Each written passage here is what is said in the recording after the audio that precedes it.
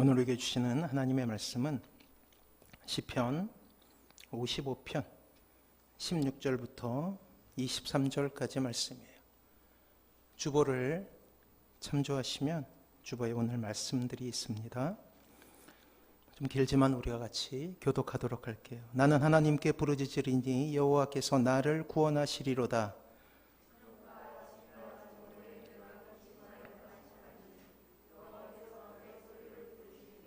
나를 대적하는 자 많더니 나를 치는 전쟁에서 그가 내 생명을 구원하사 평안하게 하셨도다.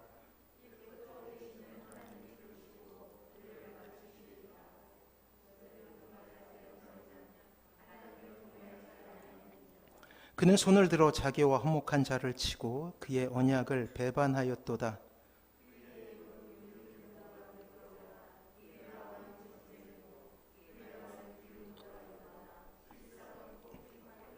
내 짐을 여호와께 맡기라. 그가 너를 붙드시고 의인의 요동함을 영원히 허락하지 아니하시리로다.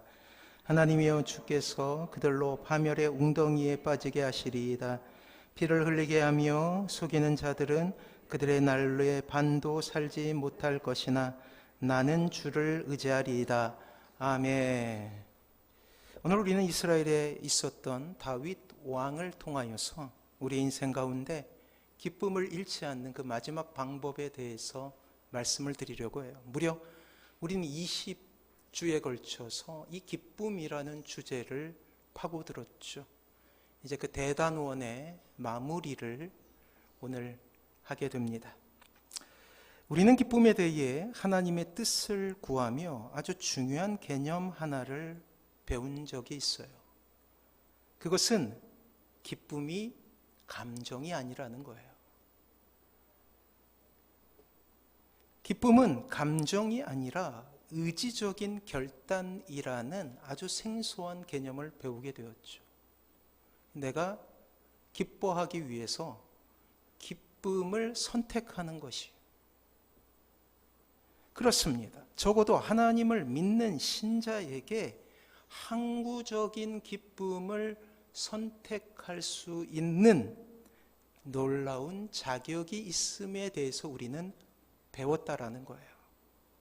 아무리 고통스러운 현장에서 고난을 경험한다 할지라도 참혹한 사건과 사고가 신자들의 삶을 위협한다 할지라도 혹독한 세상의 대우에 때로는 눈물을 흘리며 아프다 할지라도 그 안에서 외로움과 고독을 경험한다 할지라도 세상 모두가 신자를 따돌리며 그야말로 왕따를 당한다 할지라도 그럼에도 웃을 수 있는 이 신자의 힘이 신자에게는 있다라는 그러한 진리를 배우게 되었죠. 이스라엘 역사 가운데 하나님과 아주 특별한 관계 속에 있었던 왕이 있었어요. 우리가 잘 아는 다윗이라는 왕이죠. 하나님께서 사랑하시던 왕 바로 다윗이었습니다. 그렇습니다. 천상천하 유아독존의 자리, 왕의 자리에 올랐던 사람 바로 다윗이었어요. 하지만 인간이기에 이 땅에서의 삶은 여전히 그에게도 버거운 것임을 우리는 성경을 통해서 발견할 수 있게 됩니다. 고난이라 부르는 인간의 삶은 신분의 차이를 넘고 물질의 유무를 뛰어넘어 세대를 상관하지 않고 늘 우리의 삶 가운데 이웃처럼 함께하고 있음을 우리는 다윗의 인생을 관찰함으로 깨닫게 된다라는 거예요. 이미 말씀드렸지만 사람의 인생 가운데 가장 부질없는 것이 장담이에요. 장담. 건강에 대해서 장담하는 것 참으로 부질없는 일입니다. 지금 가지고 있는 물질이 영원할 것이라는 장담 참으로 부질없는 거예요. 이 모든 것을 장담하며 늘 자신만은 행복할 것이라고 생각하고 있죠. 높은 지위에 오른 사람은 자신이 항상 그 자리에 있을 것이라고 장담하고요. 또한 인기를 먹고 사는 연예인들은 항상 그 인기가 유지될 것이라고 장담합니다. 하지만 인생은 우리가 생각하는 대로 또한 기대대로 그렇게 돌아가지 않음을 깨닫는데 오랜 시간이 걸리지 않아요. 어느새 불행은 우리의 인생 가운데 불청객처럼 찾아오게 되죠. 그리고 자리 잡고 우리의 행복을 밀어내기 시작한다라는 거예요. 또한 우리가 행복하려고 했던 많은 시도들이 반대로 어느새 우리의 인생 가운데 불행의 이유가 됨을 깨달을 때가 너무나 많다라는 거예요. 행복하려고 했던 결혼이 때로는 불행의 이유가 되기도 합니다.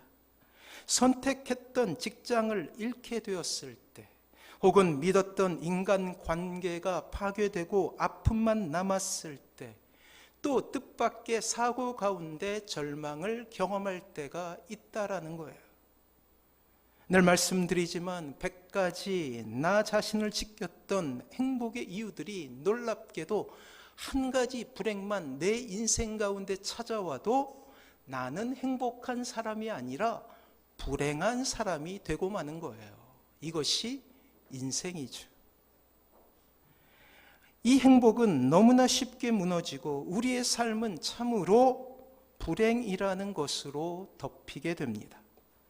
우리가 가지고 있었던 행복의 이유가 얼마나 그 기반이 허술한지 우리는 깨닫게 되는 거예요. 마치 작은 홍수에도 여지없이 무너지는 저수지 제방과 같은 것이죠. 이번에 이제 명절 때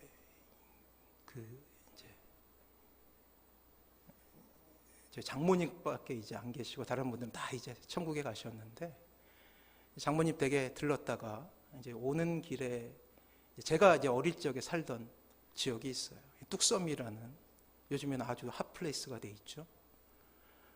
그것을 이제 제방이라고, 뚝방이라고 그랬는데, 예전에는 뚝방을 지나오면서 아이들한테 예전에 이 홍수 때문에 이 뚝방이 무너져서 홍수가 날 수 있었다고 그러니까 도저히 믿을 수가 없더라고요, 아이들이.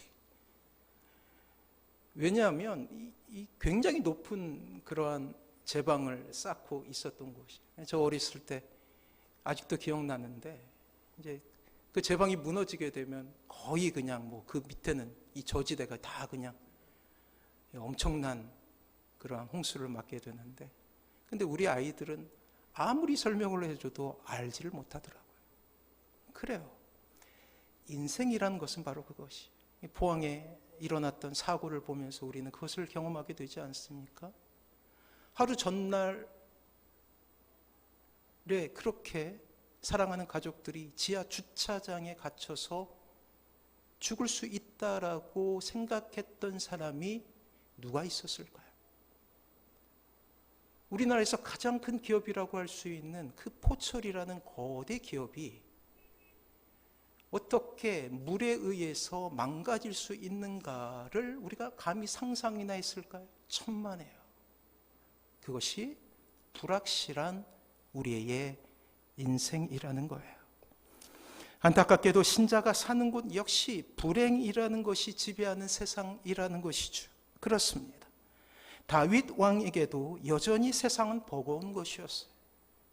그러고 보면 이 세상은 신자에게도 여전히 고해가 아닐까요? 고통의 바다. 사람이 이 땅에서 태어날 때 울면서 태어나고, 또한 이 세상을 떠나갈 때도 울면서 떠나가게 됩니다. 이렇게 볼 때 인간은 눈물로 그 인생을 시작하고, 또한 눈물로 이 세상을 작별하게 되는 인생인 것 같아요. 그렇습니다. 눈물, 이것은 이 땅을 살아가는 인생들에게 아주 중요한 교집합이에요. 교집합. 누구나 경험하고 있는 거예요. 이러한 인생의 고해에서 과연 일시적인 기쁨이 아니라 항구적인 기쁨을 누릴 수 있느냐, 이것이 우리의 주제라는 거예요. 일시적인 기쁨은 세상 사람도 경험하는 거예요. 하지만 신자가 경험하게 되는 기쁨은 일시적인 기쁨이 아니라 항구적인 기쁨, 과제를 담고 있다라는 것이죠. 성경은 그 비밀을 이렇게 이야기해요. 그것은 바로 하나님과의 친밀한 관계이다. 그림 하나를 보도록 할게요. 자, 어떤 모습이 떠오르십니까? 저 위에는 이제 해질 무렵에 황혼에 이제 붉은 태양이 저렇게 빛나고 있고 사람들이 걸어가고 있죠. 작은 언덕인 것 같아요. 그리고 놀라운 것은 저 맨 앞에 있는 아이가 어떻게 뛰어가고 있는 것 같죠? 덩실덩실 춤을 추면서 뛰어가고 있어요.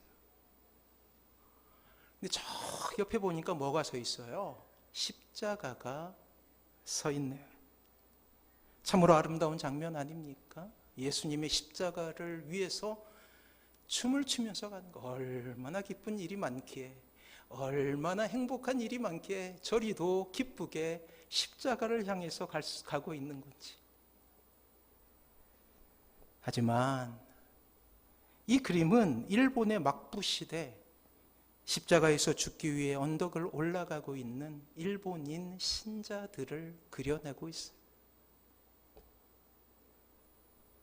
모진 고문 뒤에 이제 십자가형을 받으려고 올라가고 있는 거예요. 그런데 그들의 모습을 보면 덩실덩실 춤을 추면서 가고 있다고요. 이제 죽음이라는 과정을 통해 그 사랑하는 예수님을 만날 수 있다라는 소망이 그들을 사로잡자 죽음이란 현장 속에서도 춤을 출 수 있었던 것이 그들의 모습이라는 거예요. 우리가 과제로 여기는 항구적인 기쁨을 경험하고 있는 사람들만 할 수 있는 놀라운 기쁨이 그들을 지배하기 시작했어요. 그리고 그들은 춤을 추며 그 언덕을 지나 걸려진 십자가에 매달려 순교를 당하게 됩니다. 그렇습니다. 그들이 이러한 순교의 고통과 아픔 가운데서도 즐거움과 기쁨을 잃지 않았던 이유는 극악의 고통 가운데서도 하나님과 친밀한 관계를 누릴 수 있었기 때문이라는 거예요. 이것이 기쁨의 비밀이에요. 코로나19라는 전대미문의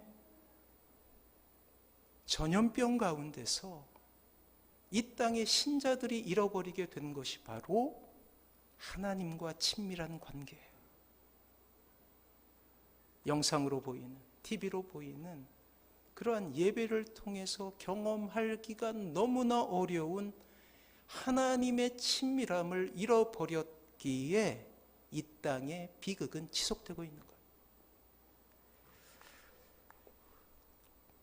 은사 중에 희락이라는 은사가 있어요.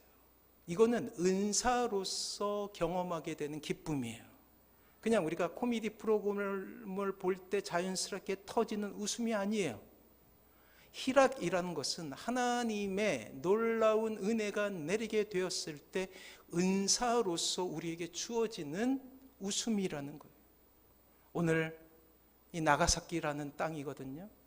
이 나가사키의 십자가에 걸린 그곳을 향하여 뛰며 노래라고 찬양했던 그들의 모습 가운데는 희락이라는 하나님의 놀라우신 은사가 있었기 때문이라는 것이에요.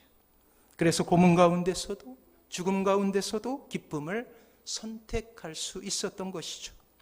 그렇습니다. 사랑하는 성도 여러분, 신자의 인생 가운데 기쁨이라는 하나님의 정서는 하나님과의 친밀한 관계 속에서만 경험되게 되는 거예요. 그래서 이 친밀한 관계를 잃어버렸다면 이것을 해결하기 위해서 최선을 다해야 된다는 거예요. 다윗은 그러한 절망 가운데서도 결코 기쁨을 잃지 않는 비결을 배운 사람이에요. 오늘 우리가 읽은 본문 전반부에는 이 다윗의 또 다른 고백이 있거든요. 이 시편 55편을 통해 다윗이 얼마나 큰 고난 가운데 있었는지 오늘 주보의 말씀이 있어요. 3절, 4절, 5절 우리 같이 한번 읽어보도록 하겠습니다. 같이 읽습니다. 시작. 이는 원수의 소리와 악인의 압제 때문이라. 그들이 죄악을 내게 더하며 노하여 나를 핍박하였나이다. 내 마음이 내 속에서 심히 아파하며 사망의 위험이 내게 이르렀도다. 두려움과 떨림이 내게 이르고 공포가 나를 덮었도다. 그래요. 이것이 이 시편의 배경이에요.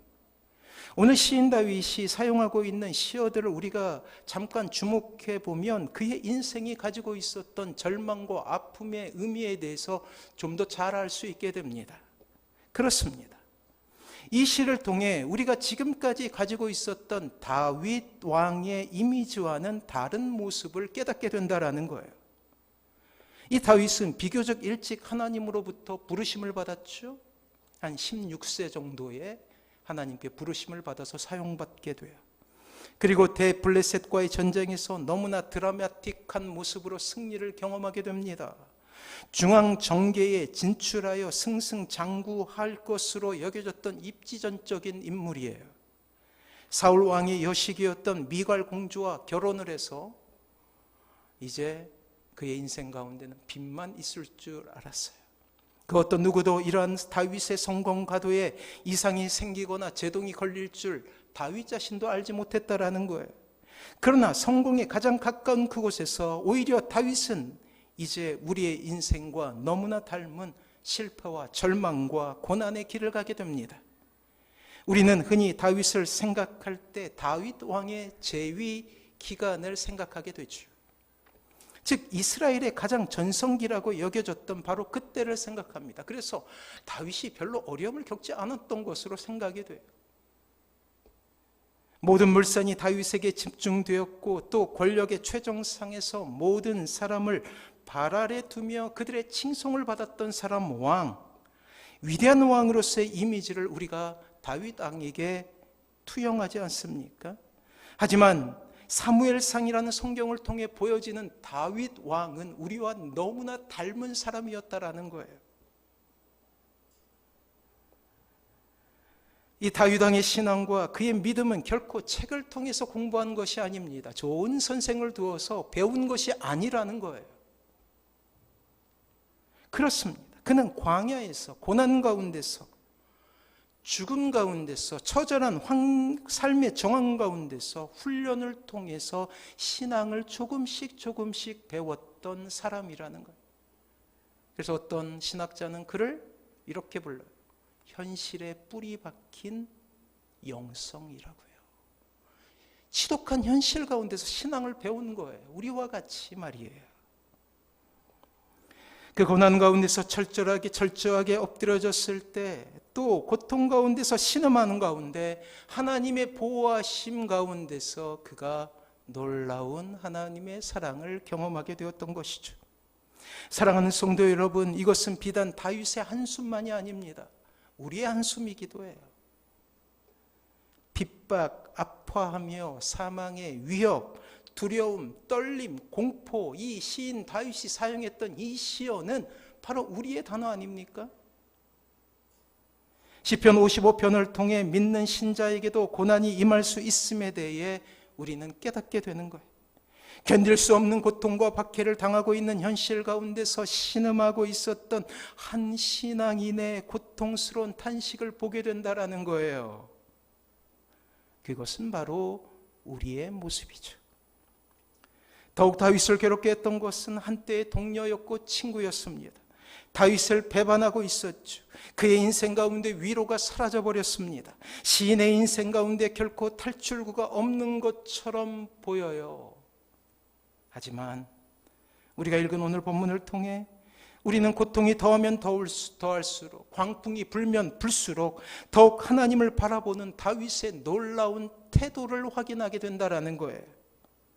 그 모든 고통과 고난의 해결이 하나님께 있음을 고백하고, 그리고 그 하나님을 통해서만 위로함을 받겠노라 다짐하는 굳은 결심을 우리는 보게 되죠.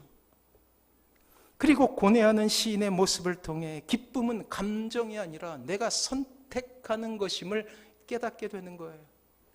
자, 우리는 오늘 본문 다윗을 통해 고난 가운데 기쁨을 누릴 수 있는 세 가지 방법으로 기쁨에 대한 설교를 마무리하려고 합니다. 자, 어떤 순간에도 신자가 기쁨을 잃지 않는 방법, 그 첫 번째는 하나님을 끝까지 신뢰하는 거예요. 16절 같이 한번 읽어보도록 하겠습니다. 같이 읽습니다. 시작. 나는 하나님께 부르짖으리니 여호와께서 나를 구원하시리로다. 그래요. 시인의 믿음은 하나님을 신뢰하는 것으로부터 시작돼요. 고통의 현장에서 자신을 도우실 분은 하나님뿐이라는 놀라운 믿음의 고백 아닙니까? 고난이 찾아왔을 때 성숙한 신앙인의 첫 번째 반응은 끝까지 하나님을 신뢰하는 거예요. 사랑하는 성도 여러분, 신자는 어떠한 순간에도 하나님을 볼 수 있는 눈을 가진 사람입니다. 고통 가운데서 하나님의 뜻을 발견하고 하나님을 전적으로 의지하는 법을 배운 놀라운 축복이 그 고난 가운데 있다라는 사실에 오늘 시인이 발견한 것이 무엇일까요? 한 나라의 왕이었고 무소불위의 권력을 가지고 있었던 그였지만 하나님 없이는 살 수 없는 인간의 연약함을 그대로 간직하고 있었어요. 세상을 호령하고 세상을 지배한다고 해서 이러한 인간의 연약함을 극복할 수가 없습니다. 막강한 권세 속에서 많은 사람들을 신하로 또한 종으로 부렸던 다윗이지만 결정적인 어려움에 봉착할 수밖에 없었던 바로 그때에 고백할 수밖에 없었던 것은 자신의 연약함이에요. 그렇다면 지금 우리가 고백해야 될 것이 무엇일까요? 다윗의 고백같이 우리의 구원이 하나님께만 있음을 고백하는 거예요. 신자가 이 세상을 살아가는 지혜는 돈을 의지하는 것도 사람을 의지하는 것도 명예나 권세를 의지하는 것도 아닙니다. 이미 성경이 무참하게 깨고 있는 진실 아닙니까? 오늘 다윗과 같은 큰 권력의 소유자에게도 고난은 여지없이 찾아왔어요. 그 고난이 찾아왔을 때 그는 무너졌습니다. 그래요. 자신이 가지고 있었던 병사의 위력과 물질이 자신을 지킬 수 없다는 것을 깨달았던 사람이 바로 다윗이라는 거예요. 사랑하는 성도 여러분, 이렇게 하나님을 신뢰하는 사람의 특징은 하나님께 부르짖는 것입니다. 기쁨을 회복하기 위한 가장 효과적인 방법은 하나님을 신뢰함으로 끝까지 부르짖는 거예요. 이 첫 번째, 하나님을 신뢰하는 사람은 두 번째로 이어지게 되죠. 두 번째, 신자가 기쁨을 잃지 않는 두 번째 방법은 부르짖음에서 오는 거예요. 그것은 하나님께서 우리의 기도를 들으신다라는 확신 때문이죠. 자, 17절 말씀에 같이 한번 읽어봅니다. 시작. 저녁과 아침에 정오에 내가 근심하며 탄식하리니 여호와께서 내 소리를 들으시리로다. 그래요. 환난에 처한 시인의 믿음은 바로 탄식의 때에 주님께서 하나님께서 그 소리를 들으신다라는 놀라운 신앙의 고백으로 이어지고 있어요. 어떠한 순간에도 하나님은 자신을 향한 사랑을 철회하지 않으신다라는 놀라운 고백이죠. 그렇습니다. 놀랍게도 하나님은 우리의 작은 신음에도 응답하시는 분이세요. 깊은 신음과 배반의 고통 속에서도 다윗이 일어날 수 있었던 것은 그에게 하나님께서 신자의 고통에 민감하시고 반응하신 분이라는 놀라운 지혜가 있었기 때문이라는 거예요. 간혹 우리가 신앙생활을 하다 보면 하나님께서 침묵하신다는 답답함이 찾아올 때가 있어요. 그러나 기억해야 될 것은 하나님께서 우리의 모든 것을 지켜보시고 들으신다는 것이, 그것이 아버지의 마음 아닙니까? 그것이 우리를 사랑하시는 하나님의 모습인 거예요. 기쁨을 잃어버리게 되는 이유는 고난이라는 상황 때문이 아니에요. 적어도 신자에게는 말이에요. 가장 큰 절망은 고난의 때에 나와 함께 해주는 누군가가 없기 때문이라는 것이죠. 분명한 사실은 하나님만은 끝까지 우리와 함께 하신다라는 놀라운 진리예요. 요한복음 15장에 보면 이런 말씀이 있어요. 요한복음 15장 15절에 보면 제가 한번 말씀드릴 테니까 한번 들어보십시오. 이제부터는 너희를 종이라 하지 아니하리니 종은 주인이 하는 것을 알지 못함이라. 너희를 친구라 하였노니 내가 내 아버지께 들은 것을 다 너희에게 알게 하였음이라. 그래요.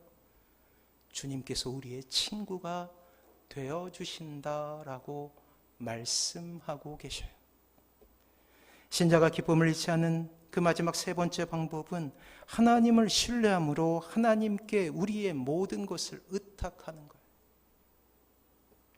의탁이란 말은 하나님께 우리의 모든 것을 의지하며 맡긴다라는 뜻을 가지고 있습니다. 22절 같이 한번 읽어보도록 할게요. 22절 같이 읽습니다. 시작. 내 짐을 여호와께 맡겨버리라. 너를 붙드시고 은혜 요동함을 영영히 허락하지 아니하시리로다. 사랑하는 성도 여러분, 의탁이란 요즘은 잘 사용하지 않는 말이죠. 온전히 몸을 맡긴다라는 이 의탁을 하기 위해서 기본으로 전제되어야 될 것이 있어요.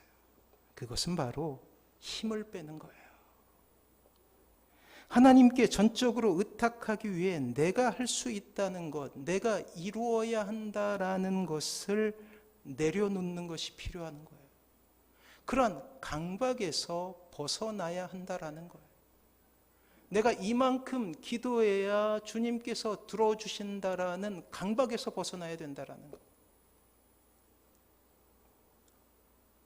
그저 온전히 하나님께 내 자신을 맡기는 거예요.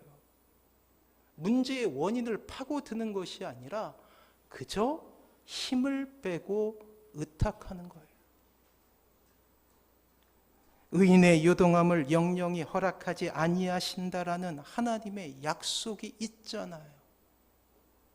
하나님께서 우리를 붙드셔요. 이것이 여호와께 짐을 맡겨 대신 기쁨을 소유할 수 있는 신자의 권리이죠. 사랑하는 성도 여러분, 단언하며 말씀드립니다. 걱정과 염려가 우리의 인생을 변화시키지 않아요. 하나님께 맡기는 바로 그 순간부터 우리의 인생에 기적이 일어나게 되는 것입니다. 하나님께서 일하게 하셔야 되는 거예요. 내가 무엇인가 하려고 하는 것이 아니라 나는 하나님께 의탁하여 하나님께서 무엇인가 할 수 있도록 맡기는 것이 중요하다라는 거예요. 그리할 때 하나님은 일하시게 되는 것이거든요. 때문에 이렇게 이야기할 수 있습니다. 신자가 고난 가운데 기쁨을 누리는 비결은 하나님께 모든 걱정과 염려를 맡기는 것.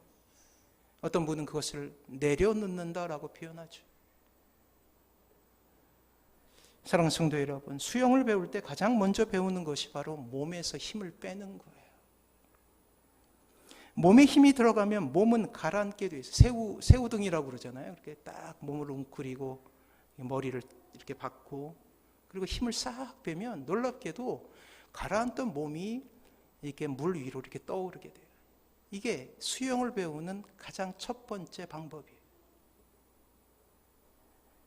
이것이 자신의 목숨을 지키는 방법이기에 중요해서 첫 번째 배우는 거예요. 또한 수영을 통해 앞으로 전진하는 기쁨을 알게 하는 가장 첫 번째 방법이기 때문이죠.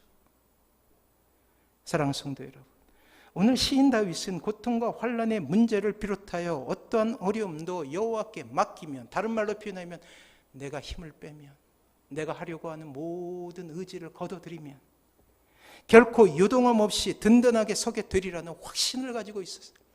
그렇기에 기쁨을 빼앗기지 않았다. 시온산이 요동하지 않은 것 같이 우리가 담대하게 용기를 가지고 이 세상을 살아갈 수 있는 길은 오직 여호와 하나님만을 전적으로 의뢰하며 신뢰하는 것임을 기억하시기 바랍니다. 그래요, 그것이 인간의 머리로 가늠해서 나온 것이 아니고 오늘 시인 다윗은 그것을 인생을 통해서 체험하게 되는 거예요. 근데 왜 이 시인이 가르쳐주고 있는 이 진리를 믿지 않고 우리 또한 체험하려고 하느냐 말이에요. 책을 통해 배운 것도 아니고 유능한 교사를 통해서 배운 것도 아닙니다. 그저 삶 가운데 체득한 거예요. 몸으로 경험하여 얻게 된 거예요. 얼마나 많은 눈물이 있었는지, 얼마나 많은 고통이 있었는지, 얼마나 많은 고독과 외로움이 있었는지 시편을 읽어보면 알게 돼요. 왜 다윗이 이러한 것을 자신의 시로 엮어서 이 성경에 기록하고 있습니까? 그 길을 가지 말라는 거예요.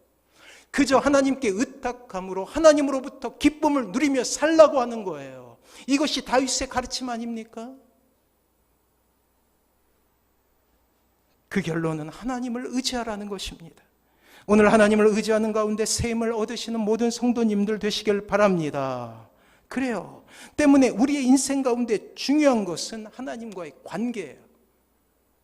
더 정확하게 표현하면 하나님과의 친밀한 관계를 누리고 있느냐가 행복과 기쁨을 좌우하게 된다라는 거예요.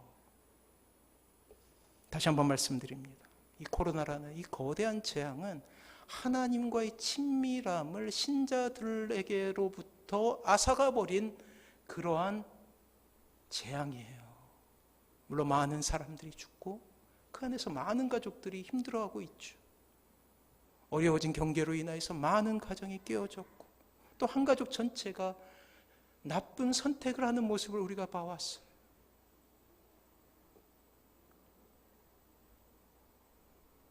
이것은 하나님과의 친밀한 관계가 깨어졌기 때문에 일어나게 되는 절망임을 우리는 바라봐야 된다는 거예요. 사랑하는 성도 여러분, 분명히 말씀드리지만 신자의 삶 가운데도 문제가 생길 수 있어요. 절망이 찾아오고 실패가 찾아와서 혼돈과 혼란 가운데 고통을 겪을 수도 있다고요.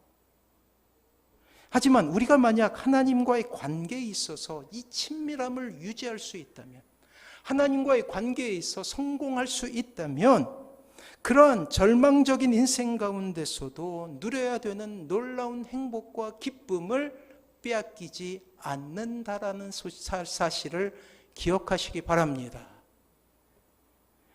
때문에 신자의 삶 가운데 임하게 되는 고난과 어려움이 진짜 문제가 아니라 하나님과의 관계에 있어서 성공하느냐가 진짜 문제임을 깨닫고 열심히 더욱더 주님을 믿기 위해서 최선을 다해야 돼요. 그럼 어떻게 해야 되나요? 신앙의 기본으로 돌아가야 돼요. 힘들 때 기도하고 기쁠 때 찬양하는, 어렵지 않아요. 왜 이 땅에 그리스도인들이 기쁨을 잃어버렸습니까? 이 작은 진리를 잃어버렸기 때문에 기쁠 때 찬양하고 어려울 때 기도한다라는 것.